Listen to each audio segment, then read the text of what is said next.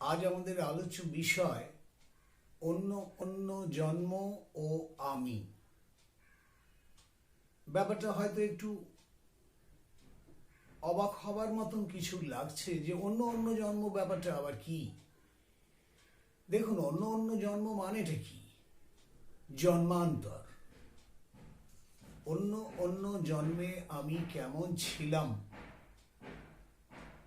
আর এই জন্মেই বা কেমন। এখন এই জন্মে কেমন সেটা তো আমি জানি, মানে লক্ষ্য করলে অন্তত জানতে পারবো, কিন্তু অন্যান্য জন্মে আমি কেমন ছিলাম সেগুলো তো আর আমার জানা নেই। কাজে সেটা বোঝা, বিচার করা, সিদ্ধান্তে আসা রীতিমতো কঠিন। সাধারণভাবে মনে হয় কঠিন, কিন্তু একটু অনুধাবন করলে পরে ব্যাপারগুলো জানা যায়। কোথা থেকে জানা গেল এইসব তথ্য, আপনি প্রশ্ন করতে পারেন। এইসব তথ্য সমস্তই মহাপুরুষদের বলা। আপনি যদি মহাপুরুষদের লেখা পাঠ করেন তাহলে সেখানে এই সূত্রগুলো পাবেন। সেগুলোই আজ সংক্ষেপে আলোচনা করছি। দেখুন, এটা তো অবিসংবাদিত সত্য যে আমরা দেহ ত্যাগ করি, কিন্তু আত্মা অমর। সুতরাং আমি এই নামে, এই রূপে, এই উপাধিতে আবার নিশ্চয়ই থাকব না সাধারণভাবে, কিন্তু আমি, আমার ভিতরে যে আত্মা অবস্থান করছে সেই আমি অমর। সুতরাং আমার তো মৃত্যু নেই, আমার ধ্বংস নেই। আমি একভাবে চিরটা কাল থেকে যাব। কত বছর আছি আমরা কেউ জানি না। কত হাজার হাজার বছর ধরে আমাদের এই যাত্রা আমরা চালিয়ে যাচ্ছি। আমরা কেউই, যতদিন না একজন সিদ্ধ হয়, কেউই আমরা জানতে পারি না। সিদ্ধ হলে পরে, অর্থাৎ যখন সে সেই চরম পরিচয় পায়, আত্মোপলব্ধি ঘটে, সাফল্য, যেটাকে সিদ্ধি বলতে আর কি বোঝায়, সাফল্য লাভ করা যায়, তখন এই জন্ম জন্মান্তরের যে যাত্রা সমস্ত একের পর এক চোখের সামনে ভেসে ওঠে। সুতরাং এক মুহূর্তে আমরা তখন জানতে পারি ঠিকই, কিন্তু এখন কিছু জানি না। কবে যাত্রা শুরু করেছিলাম, কোন কোন অবস্থার মধ্য দিয়ে পার হয়ে আজ এখানে এসেছি, এসব কারুর জানা নেই। কিন্তু একটু চেষ্টা করলে আমরা জানতে পারি। কিরকম জানেন? আমি আমার নিজের কথা নিয়েই বলি, অন্যদের কথা আর এর মধ্যে টানবো না। এই যে আমার চোখ খারাপ, খুব ছোট বয়স থেকে, একেবারে 5-6 বছর বয়স থেকেই চোখ খারাপ। যেরকম শিশু আজকাল অনেককেই দেখতে পাই চোখে চশমা ছোটবেলা থেকেই। আমার অবশ্য একেবারে ছোট্টতেই চোখে চশমা ছিল না। যখন স্কুলে প্রথম যাই তখন বোর্ডের লেখা দেখতে পাচ্ছি না বলে প্রাইমারি স্কুলের টিচাররা বাবাকে জানানোর পর ডাক্তার দেখানোর ব্যবস্থা হয়।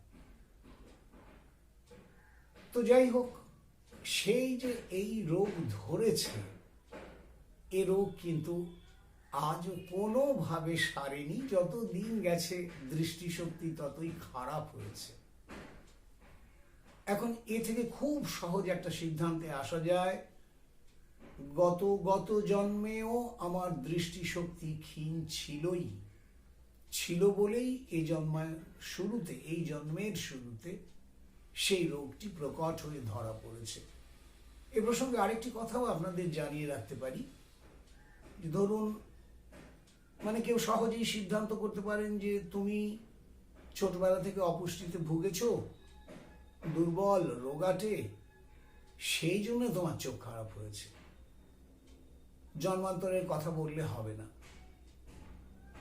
কিন্তু আপনাদের অবগতির জন্য জানাচ্ছি, বিশ্বাস করুন, চোখের রোগ ছাড়া আমার কোনো রোগের জন্য আজ অবধি আমি ডাক্তারের কাছে যাইনি। কোনো কিচ্ছু নিয়ে আমায় চিকিৎসা করতে হয়নি।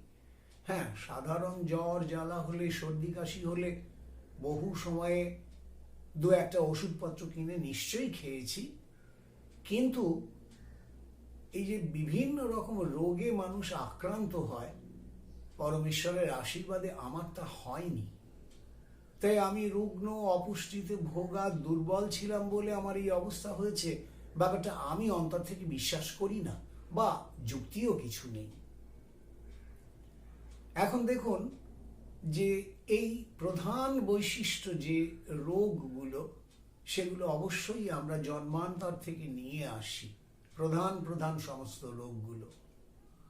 তার কারণ মৃত্যুকালে এই জীবনের কর্মফলের একটি সারাংশ সংস্কার রূপে জীবাত্মার সঙ্গে রওনা দেয়, আর সেটি পরবর্তী জন্মে ঠিক প্রকট হয়ে একের পর এক কর্মফলের নিয়ম অনুসারে ফল দেয়। এখন ধরুন আমি পড়াশুনো করেছি বিশ্ববিদ্যালয়ের শেষ স্তর অবধি, অথচ কোনোদিনই মনোযোগ দিয়ে যে খুব যত্ন নিয়ে পড়াশুনো করতাম তা মোটেই নয়। খুব ভালো লাগতো পড়াশুনো তা নয়, কিন্তু খারাপ লাগতো না, এই আর কি। আর একটা স্বভাব ছিল, কেন বলছি কথা একটু পরেই বুঝতে পারবেন, আমি নিজের ঢাক পেটানোর জন্য এগুলো বলছি না, এগুলো সবই আধ্যাত্মিক ব্যাপার, বোঝার সাহায্যের জন্য। একটা ব্যাপার ছিল যে আমি বইগুলো এত মনোযোগ দিয়ে পড়ে ফেলতাম যে বইগুলো প্রথম থেকে শেষ অবধি, এক পাতা থেকে ধরুন 192 পৃষ্ঠা আছে বইটায়, তো সবটাই আমার মুখস্থ থাকতো। আমি বাড়ির বয়স্কা জ্যাঠাইমা, তাঁর হাতে বইটা দিতাম, দিয়ে বলতাম যে তুমি মিলিয়ে যাও, আমি বলে যাচ্ছি পরের পর, এবং পরের পর বলে যেতাম, চ্যাপ্টারের পর চ্যাপ্টার, পাতার পর পাতা, কোথাও আটকাতো না। এই মনোযোগটা দিয়ে পড়াশুনো করেছি। সেই ছাত্র অত্যন্ত সাধারণভাবেই ফল লাভ করেছে, এমন কিছু উল্লেখযোগ্য ফল আমার কোনোদিনই ছিল না। এবং কলেজে যখন পড়ি তখন আমার পিতৃবিয়োগ ঘটে, আমার লেখাপড়ায় ছেদ ঘটল, পড়া বন্ধ হয়ে গেল। আবার রোজগার করব যখন, তখন পড়াশুনো করব, এই মানসিকতা নিয়েই পড়াশুনো 1 বছরের জন্য, 1.5 বছরের জন্য এরকম বন্ধ গিয়েছিল। তারপর আবার পড়াশুনো করেছি। যখনই রোজগার হলো, কিছু রোজগার করতে পারলাম, আবার পড়াশুনো শুরু করলাম, চলল সে পড়াশুনো। সুতরাং দেখুন যে একজন ছাত্র যার পড়াশুনোয় বাধা পড়ল, যে খুব মনোযোগী নয়, সেও বিশ্ববিদ্যালয়ের শেষ স্তর অবধি পড়াশুনো করলো, সারা জীবন শিক্ষার সঙ্গে জড়িত থাকলো, সে যথেষ্ট জ্ঞান অর্জন করলো, বহু বিষয়ে দক্ষতা লাভ করলো। এগুলো কি করে হয়? খুব স্ববিরোধী, সত্যিই স্ববিরোধী। তাই এও বলতে হবে জন্মান্তরের একটি ফল নিয়ে এসেছিলাম এসব। তাই মনে রাখবেন যে এমনি কিছু ঘটে না। কে কোন পিতামাতাকে আশ্রয় করে কোন পরিবারে জন্ম নেবে, সেটাও ঠিক হয়েই থাকে। যেখানে তার এই কর্মফলগুলো নির্দিষ্টভাবে প্রকাশিত হতে পারবে, সেখানেই তার জন্ম হয়। আমি এক সাধারণ ভক্ত, দরিদ্র, পণ্ডিত, শাস্ত্র আলোচনা হয় এমন ব্রাহ্মণ পরিবারে জন্মগ্রহণ করেছিলাম। কেন? আমার তো একজন ধনী, ভোগী, যথেষ্ট বিত্তবান মানুষের ঘরেও জন্ম হতে পারতো, হলো না কেন? সেটা না হওয়ার কারণ, ওই রকম হলে আমার কর্মফল সম্পূর্ণ হতো না। এই কর্মফল সম্পূর্ণ হওয়ার পেছনেই এই জন্মটা সেই হিসেবেই হয়, যাতে আমি আমার সবকটি কর্মফলকে একে একে বিকশিত করে ভোগ করতে পারি। তাই কর্মফলের ভোগের জন্যই বর্তমান জীবন। দেখবেন কেউ খাদ্যাভ্যাস লক্ষ্য করলে জন্মান্তরের কিছু তথ্য পাওয়া যায়। কেউ ভাত ছাড়া কিছুতেই রুটি খাবে না, আপনি অনেক চেষ্টা করলেও তাকে খাওয়াতে পারবেন না। আবার কেউ রুটি ভীষণ পছন্দ করে, 2 বেলা কেন 4 বেলা রুটি খায়, সে ভাত খেতে চায় না। হ্যাঁ, ভীষণ জোর করলে, কোনো অনুরোধে সে হয়তো খায়, কিন্তু সাধারণভাবে খেতে চায় না। আমি দেখেছি এরকম অনেক ছেলে মেয়েদের মাছ কিছুতেই স্পর্শ করবে না, মাছ খেতে চায় না, মাছের কাঁটা বাছতে পারে না, কিন্তু মাংস দিলে সেটা একটু খায়। কারণ নিরামিষভোজী সে তা নয়, মাংসাশী, মাছ তার ভালো লাগে না। এই যে রুটি খাওয়ার অভ্যাস, মাছ না খাওয়ার অভ্যাস, কিংবা মাছ ভাতের অভ্যাস, এখান থেকেই তো স্পষ্ট বোঝা যায় জন্মান্তরে সে কোথায় ছিল। যে মাছে ভাতে তৃপ্ত, সে তো সেই বাঙালিয়ানা স্বভাবটাকেই বিশেষ করে প্রকট করছে, তাই না? আর যে কখনোই রুটি ছাড়া অন্য কিছু খেতে চায় না, মাছ একেবারেই পছন্দ করে না, কাঁটা ভীষণ আপত্তির, তারা যতদূর সম্ভব ইউরোপে কাটিয়ে এই জন্মে আমাদের মাঝখানে এসে ভারতে উপস্থিত হয়েছে। আপনি বলবেন কি করে বোঝা গেল? কেন? ওই রুটি প্রিয়তা। সামুদ্রিক মাছ তারা প্রচুর খায় ওখানে, তাতে তো কাঁটা থাকে না। সুতরাং আপনি একটু চিন্তা করলে ব্যাপারগুলো ধরতে পারবেন। মাংস প্রিয়তা ইউরোপের মানুষদের অনেক বেশি আমাদের চেয়ে। আরেকটি দেখবেন, পোশাক। কেউ কেউ রাত্রিবেলা পর্যন্ত ফুল প্যান্ট পরে শোয়। এই শীতের দিনের কষ্টের কথা বলছি না, সারাটা বছর যদি ফুল প্যান্ট না চায় তো শেষে হাফ প্যান্ট পরে শোয়, কিন্তু প্যান্ট ছাড়তে চায় না। প্যান্টটাই তার কাছে প্রিয় পোশাক। আপনি বলবেন এটা আজকের দিনের ট্রেন্ড। না না না, আজকের দিনেও মানুষ লুঙ্গি পরে, পাজামা পরে। কাজেই এটা আজকের ট্রেন্ড বলে এক কথায় বলে দিলে পরে সেটা ঠিক মানা যায় না। এগুলো জন্মান্তরের ব্যাপার। যারা ইউরোপ থেকে এখানে আসে, যে সমস্ত আত্মা, তাদের এই প্যান্ট শার্টের প্রতি প্রীতিটা অনেক বেশি। তারা দেখবেন লুঙ্গি নিতান্ত অপছন্দ করে, পাজামা পরতে পারে না, আপত্তি তাদের। আপনি বলবেন এটা আবার হয় নাকি? ইউরোপ থেকে আত্মারা এখানে আসবে?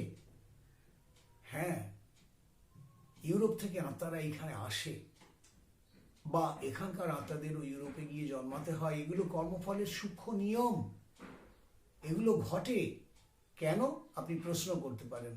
তার কারণ হলো যে যাদের মধ্যে আধ্যাত্মিকতার স্ফুরণের কিছু প্রয়োজন রয়েছে, এই ভাবটি শৈশব থেকে নিয়ে এসে বড় হবে, তাদের তো এই পুণ্যভূমিতে জন্মাতেই হবে। এই পুণ্যভূমির যে কোনো তুলনা নেই সারা পৃথিবীতে। আবার যারা অতিরিক্ত ভোগের জন্য হাহুতাশ করতে করতে মরেছে, তাদের তো এখান থেকে ঠেলে নিয়ে গিয়ে ইউরোপেই জন্ম দেওয়া হবে। ওটি তো ভোগের স্বর্গ, কাজেই সেখানেই সে স্থান পাবে না। এখন দেখুন, হঠাৎ করে দেখবেন একজন ছাত্র বা ছাত্রী কোনো একটি বিশেষ বিদেশি ভাষাতে দক্ষ হয়ে উঠল। এমন কিছু চেষ্টা সে দিল না, শুরু করলো এবং দক্ষ হয়ে উঠল, খুব দ্রুত ওই ভাষা শিখে ফেলল। সে বিদেশে যাক আর নাই যাক, নিশ্চিত করে বুঝবেন যে জন্মান্তরে এই ভাষার সঙ্গে তার নিবিড় সম্পর্ক ছিল। তা না হলে অতি দ্রুত এই ভাষা আরেকটি ভাষা শিখে ফেলা যায় না। এখন দেখুন, আমাদের এই কলকাতার পরিমণ্ডলে বা পশ্চিমবঙ্গের বা ভারতের পরিমণ্ডলে আমরা বাংলা, ইংরাজি, হিন্দি এগুলো নিয়ে ভালো আছি। তাই যে কোনো ছাত্র ছাত্রী তিনটি ভাষা মোটামুটি শেখে। কিন্তু এর মধ্যেও দেখবেন যে বিশেষ দক্ষতা আমরা ওই হয়তো মাতৃভাষাটুকুতেই পাই, অন্যগুলোতে তত দক্ষ হই না। কিন্তু কাউকে কাউকে দেখবেন হঠাৎ করে সে জার্মান ল্যাঙ্গুয়েজ শিখে ফেললো, ফ্রেঞ্চ ল্যাঙ্গুয়েজ শিখে ফেললো, হঠাৎ করে সে চাইনিজ ল্যাঙ্গুয়েজ শিখে ফেললো। এগুলো কি করে হয়? জাপানিজ ল্যাঙ্গুয়েজ শেখবার ইচ্ছেই বা তার মধ্যে হবে কেন? আর সে শিখবেই বা কেন? আমরা সাধারণভাবে তো বড্ড ঘরকুনো, এইসব জায়গাতেই থাকতে ভালোবাসি, খুব একটা বাইরে যাওয়ার ইচ্ছা আমরা করি না। হ্যাঁ, বিরাট চাকরি, বিশাল কিছু সুযোগ, এসব হলে পরে আমরা যাব, কিন্তু সে তো ইংরেজি দিয়েই কাজ চালিয়ে দেওয়া যায় সারা পৃথিবী জুড়ে। কাজেই তার জন্য একটি ভাষা আগে শিখতে হবে, তারপরে আমি যাব, এসব ব্যাপার নিশ্চয়ই থাকে না। সুতরাং হঠাৎ করে একজন অন্য ভাষায় দক্ষ হয়ে যাচ্ছে কেন? জন্মান্তরে সে ওই রকম ভাষাতেই অভ্যস্ত ছিল, তাই এত দ্রুত সে এগুলো শিখে ফেলছে। এগুলো লক্ষ্য করবেন, একটি মানুষের সমস্ত কাজকর্ম খুঁটিয়ে বিচার করলে তার জন্মান্তর সম্পর্কে কিছু তথ্য নিশ্চয়ই লাভ করা যায়। তো কাজেই জন্মান্তর নিয়ে অনেক মিথ্যে গল্পও কিন্তু অনেকে বলে থাকেন। ধরুন, আমাকে খুশি করার জন্য এখন যদি কেউ বলেন তুমি গত জন্মে নেপালের মহারাজ ছিলেন, আমি শুনে গদগদ হয়ে উঠলাম, আমি নেপালের মহারাজ ছিলাম? আরে বাপরে বাপ, কি সুন্দর তাহলে আমার জীবন ছিল। এবং তিনিও সেসব রসিয়ে অনেক মিথ্যে কথা আমাকে বলে দিলেন। তো খুশি আমি হলাম বটে, কিন্তু তাতে বাস্তবটা কি? ওটা তো একটা স্রেফ গল্প ছাড়া আর কিছু নয়। ওর সঙ্গে কিসের কি মিল আছে? সুতরাং দেখুন, অকারণ বাজে কথা শুনে ভুলবেন না, প্রতারিতও হবেন না। নিজেকে বিশ্লেষণ করুন, তাহলে আপনি বুঝতে পারবেন আপনার ভাইকে, আপনার দাদাকে, আপনার চেনা জানা পাড়া প্রতিবেশীদের বৈশিষ্ট্য যদি আপনি বিশ্লেষণ করতে পারেন, তাহলে আপনি নিশ্চিতভাবে জানতে পারবেন যে জন্মান্তরে আপনার মধ্যে কোন কোন প্রবৃত্তিগুলো প্রধান ছিল। সেগুলোকেই তো আসলে আপনি বহন করে নিয়ে এসেছেন। তাই যিনি একেবারে কম কথা বলেন, যিনি অনেক ঠাড়াঠেলি গুঁতোমুতি করলে দু চারটে কথা বলেন, আর যিনি অনর্গল বকে যাচ্ছেন, এমনি এমনি হয়নি, জন্মান্তরের অভ্যেস। কেউ কেউ ভয়ঙ্কর যেন একটা রাক্ষসে খিদে নিয়েই দিন কাটাচ্ছে, সর্বক্ষণ খাই খাই খাই খাই করে যাচ্ছে, এ তার জন্মান্তরের অভ্যেস। আবার কেউ অতি পরিশীলিতভাবে ঠিক শরীর রক্ষার প্রয়োজনের জন্যই খাদ্য গ্রহণ করছে। এগুলো লক্ষ্য করলে বুঝতে পারা যায়। কেউ অত্যন্ত কুটিল, জটিল, অত্যন্ত পরস্বাপহারী, মানে পরেরটা সব কিছু কি করে নিয়ে নেবে দিনরাত সেই চিন্তা করে, বা সেরকম কাজও করে। এমনি এমনি হয় না, জন্মান্তর থেকে এইসব বহন করে নিয়ে আসা হয়েছে। তাই মানুষের মধ্যেকার প্রধান বৈশিষ্ট্যগুলোকে যদি বিশ্লেষণ করা যায়, লক্ষ্য করা যায় এবং সেগুলোকে চুলচেরা বিচার করা যায়, চালাকি করে নয়, একেবারে নির্ভেজালভাবে, তাহলে কিন্তু আপনারা সকলেই বুঝতে পারবেন যে জন্মান্তর থেকে কি কি স্বভাব আপনি নিয়ে এসেছেন। আর দেখুন, কেন এগুলো জানবো যদি এই প্রশ্ন করেন, জন্মান্তর তো মিটেই গেছে, ওটা দিয়ে আমি করবোটা কি, আপনি এই প্রশ্ন করতে পারেন। তাহলে বলতে হয়, আমার ত্রুটিগুলোকে তো আমায় বাদ দিতে হবে। আমি তো জানি না আমি জন্মান্তরে কি করেছিলাম, কিন্তু আমার স্বভাবের মধ্যে যদি 7টা ভুল ঢুকে থাকে, কে সেগুলোকে বার করবে? আমাকেই তো বার করতে হবে। আগে দেখতে হবে, জানতে হবে, বুঝতে হবে, তারপর আমি সেগুলো বার করব। তাই জন্মান্তর আমাদের কোনো কাজে লাগে না। জন্মান্তর একটাই কাজে লাগে, সেটা হচ্ছে যে আমি যদি জন্ম জন্ম থেকে এই দৃঢ় স্বভাবগুলোকে নিয়ে এসে থাকি, তাহলে আমাকে সেগুলো অবশ্যই দূর করতে হবে। আর সেই দূর করার জন্যই আমাকে সচেষ্ট হতে হবে। আমি বুঝবো নিজেকে বিশ্লেষণ করে। তাই সকলকে একান্ত অনুরোধ, নিজেকে বিশ্লেষণ করুন। বসুন সকাল, সন্ধ্যায় বা রাত্রিতে, নিজেকে চুলচেরা বিশ্লেষণ করুন, নিজেকে নির্ভেজাল করুন, উন্নত করার চেষ্টা করুন। এইটি সবচেয়ে বড় কাজ।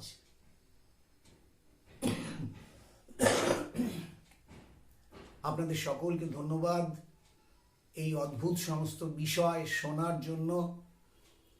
আপনাদের সকলকে আন্তরিক শুভেচ্ছা জানাচ্ছি।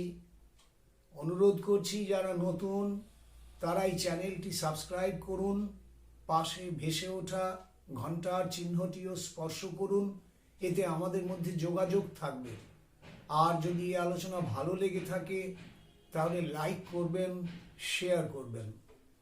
আপনারা সকলে ভালো থাকুন, সুখে থাকুন, শান্তিতে থাকুন, আনন্দে থাকুন, পরমেশ্বরের কাছে এই কামনা করে আজকের মতো বক্তব্য শেষ করছি।